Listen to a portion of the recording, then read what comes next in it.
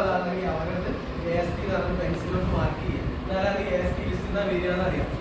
AST ലിസ്റ്റിൽ ആള് വന്ന് നോക്കിയിട്ടാണ് പിന്നെ നമ്മൾ അങ്ങനെ AST മോണിറ്ററിംഗ് ആപ്പ് ഉണ്ടല്ലോ, ഇയാളെ ഫോട്ടോയിൽ കേട്ടിട്ട് ഇയാളെ നോക്കിയിട്ട് വൈകുന്നേരം നോക്കിയിട്ട് കാര്യമുണ്ടോ?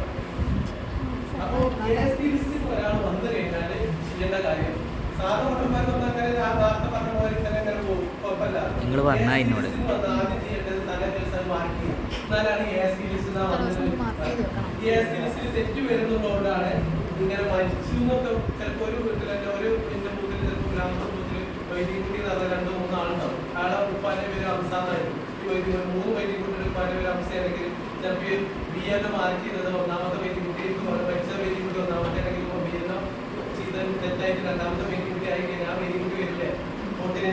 അങ്ങനെ വരുമ്പോൾ എന്ത് ചെയ്യണം? AST മോണിറ്റർ ആക്കി ഇയാളെ ഫോട്ടോ എടുത്തിട്ട് അപ്ലോഡ് ചെയ്യണം.